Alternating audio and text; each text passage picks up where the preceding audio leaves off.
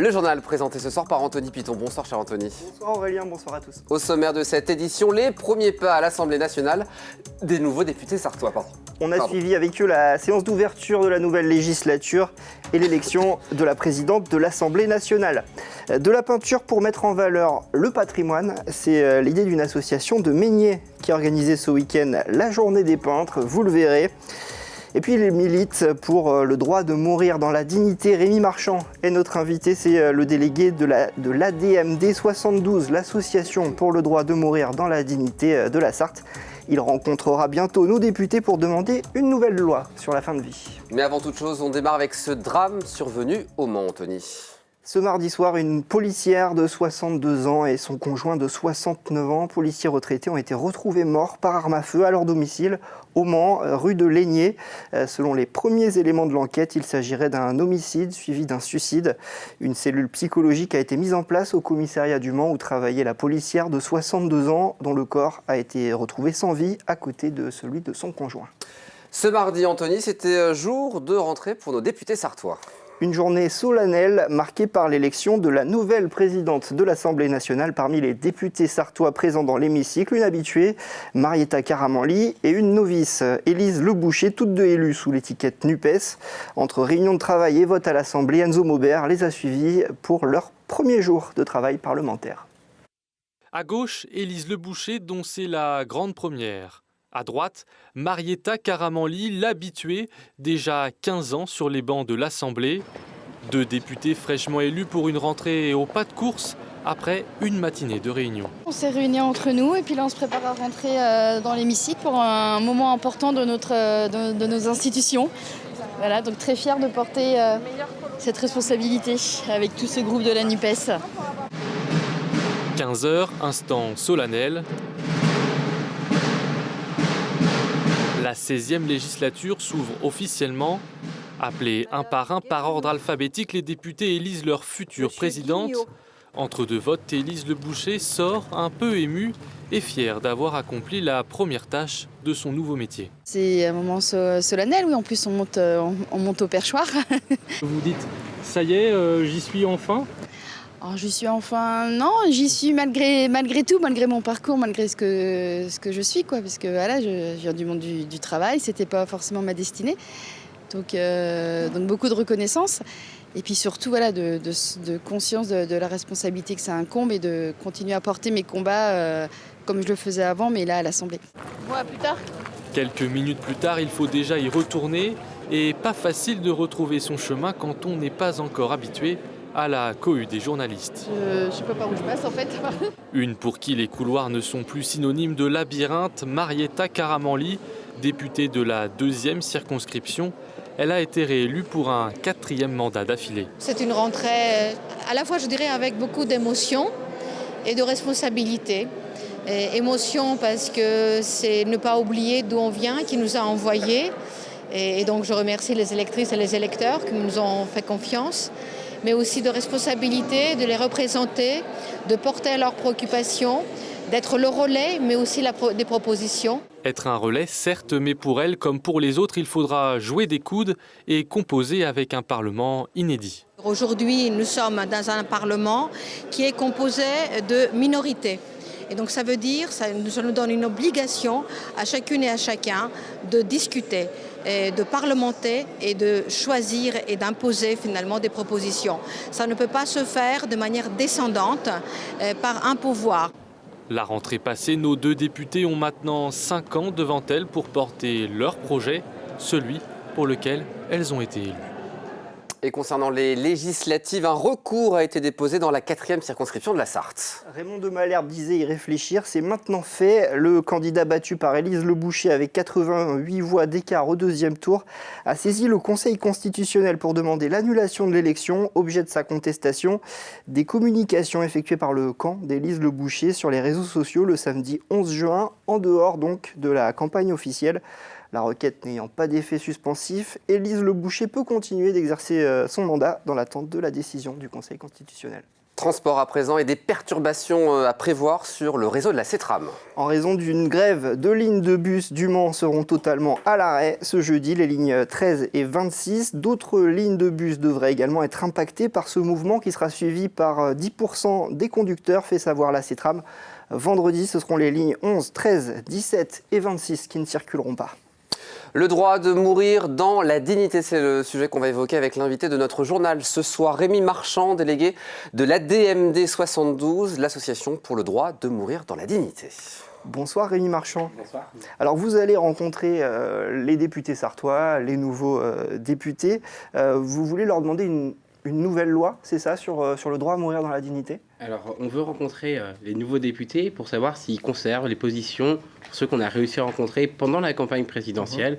Savoir que quand on prend un engagement, qu'on soit candidat ou qu'on soit aujourd'hui parlementaire, il faut tenir la même ligne. Savoir si aujourd'hui leur position n'a pas changé. La majorité des députés nous avaient déjà répondu et on va les rencontrer du coup juste après la rentrée parlementaire qui est en train de se faire actuellement. Quelles sont leurs positions justement à chacun ? Alors, pour être très bref, la députée sortante Marietta Karamanli a voté en faveur du texte qui a été présenté dans le cadre du niche parlementaire en avril. Elle a toujours répondu favorablement aux sollicitations de la DMD. Julie Delpech nous répond être favorable à titre personnel. L'autre député En Marche, enfin Modem, M. Martineau, n'a pas encore répondu à nos sollicitations. Et vous avez Jean-Carl Grelier qui nous explique qu'il faut faire un audit de la loi, de voir si aujourd'hui la loi est bien appliquée en France avant d'envisager un changement de celle-ci. Et vous avez en dernier Élise Le Boucher qui a répondu, qu'on a rencontré, qui a répondu en tant que candidate, être tout à fait sur la ligne de ce qui est réclamé par la DMD. Aujourd'hui, vous pensez que la société, les Français sont prêts pour une loi sur la fin de vie ? Il y a eu un sondage qui est sorti, 90% des électeurs se disaient plutôt favorables à une loi de ce type. Tout à fait. Alors 90% des électeurs se disent favorables à cette loi. Et au-delà de ça, vous avez 93%. 90% des électeurs en comptant l'abstention, c'est important. Mais 93% du peuple de France, aujourd'hui, est favorable à cette loi de libre choix. C'est un sondage qui a été révélé par le journal La Croix, qui n'est pas forcément l'allié le plus objectif de la DMD, et qui révèle quand même ces chiffres avec la nécessité d'avancer. Alors il y a une loi qui existe depuis 2016, c'est la loi Claeys-Leonetti. Pour vous, elle est insuffisante, cette loi, aujourd'hui ? Elle est méconnue et insuffisante. Aujourd'hui, la loi Leonetti permet de pouvoir demander de mourir de faim et de soif en France. En France, on a le droit de demander l'arrêt de l'alimentation et de l'hydratation. On a le droit de demander l'arrêt des soins, des traitements. C'est-à-dire qu'on peut mourir de faim et de soif, mais on ne peut pas apaiser nos souffrances. Ça prévoit aussi la possibilité pour les gens de mettre en place leurs directives anticipées, c'est-à-dire de pouvoir préciser leurs souhaits, finalement, concernant leur fin de vie. Ça, est-ce que ça se fait de plus en plus aujourd'hui ? Alors ça se fait de plus en plus, c'est un document qu'on peut trouver à la fois sur le site de la Sécurité sociale, sur le site de notre association, ou également auprès d'autres associations ou auprès de structures médicales pour certaines d'entre elles. Ce document, c'est une sorte de testament de fin de vie, il est téléchargeable sur notre site, il est aussi accessible en le demandant auprès de notre association. Ce document vous permet de désigner des personnes de confiance qui pourront s'exprimer au moment où on ne pourra pas forcément s'exprimer, qui décideront rien à notre place, mais qui pourront donner notre avis au moment où notre pronostic vital est remis en question. Il nous reste très peu de temps. Vous participez en ce moment à un Tour de France, l'ADMD Tour. Le but, c'est de communiquer sur l'importance de faire une nouvelle loi de ce type. Et puis, vous serez présent aussi place de la République, samedi, au village des Fiertés pour aller à la rencontre des Sarthois, c'est ça ? Tout à fait. Dans le même sens que tous les combats qu'on entend aujourd'hui, je fais très vite, mais on parle du droit à l'avortement. En fait, c'est de pouvoir disposer, alors, partout dans le monde, mais en France, aujourd'hui, on se bat aussi pour ce qui se passe en France, de notre corps, du début jusqu'à la fin de notre vie. Et ça explique du coup la raison de notre place sur le village associatif de la Marche des Fiertés. Merci beaucoup, Rémi Marchand. Merci beaucoup. Allez, du sport à présent, Anthony, avec la reprise des entraînements pour Le Mans FC. Oui, le club de football du Mans débute sa préparation en vue de la prochaine saison de National avec l'arrivée de Fed El Khoumisti en provenance de Concarneau. L'effectif de l'équipe est au complet, 26 joueurs, dont 23 joueurs pros et 3 jeunes formés au club actuellement à l'essai. Tous les feux sont au vert pour viser la montée pour le président Thierry Gomez, qui se refuse toutefois à parler d'objectifs. Il faut dire qu'on a la rage avec le coach.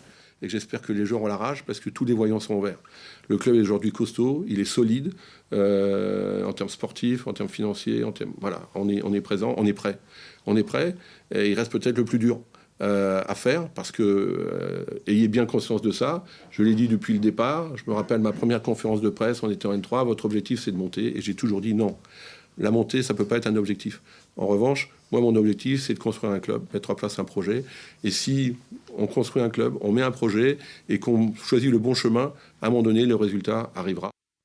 Un tableau en seulement un jour, Anthony, voilà un beau défi. Et oui, direction Meigné, où ce week-end se tenait la première édition de la Journée des peintres, un concours de peinture ouvert à tous, dont le but est de mettre en valeur le patrimoine de la commune. Peindre en extérieur, c'est savoir s'adapter. La pluie n'a pas entaché la détermination de Michel Fourreau. Je n'ai pas cherché de sujet à peindre, j'ai surtout essayé de trouver un abri pour peindre. Alors le sujet, il est ce qu'il est. Le sujet est pas mal parce que je trouve la mairie, c'est sympa. C'est de la spontanéité. Dans la peinture sur le motif, c'est de la spontanéité. C'est ça qui m'attire. Ce samedi à Meigné, 7 peintres sartois participent à un concours de peinture. Au Vieux-Lavoir, Serge Saillant est équipé pour faire face aux conditions du jour. Lui avait fait ses repérages avant le début du concours. Il y a 2-3 jours, je suis venu faire un petit tour parce que je ne connaissais pas Meigné du tout, je reconnais.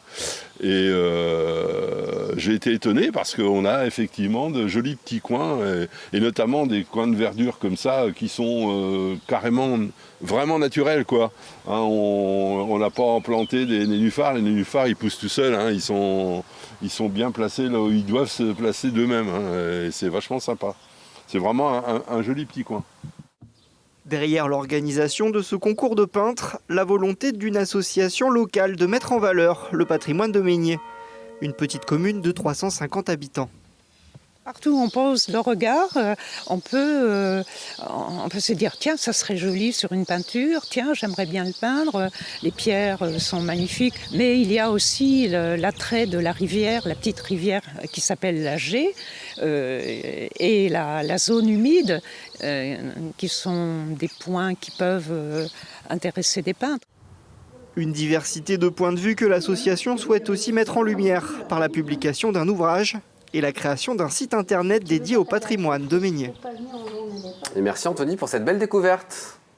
Avec plaisir, c'était magnifique C'est la fin de ce découvrir journal. ça. C'est la Une fin de page ce de pub, la journal. météo, on va prendre la direction des Alpes-Mancelles. Vous aimez bien? J'adore. Vous qui aimez la randonnée. Ça sera question de randonnée notamment avec Vanessa Bélier. Dans quelques instants, restez avec nous. À tout de suite. Oh, j'ai du mal.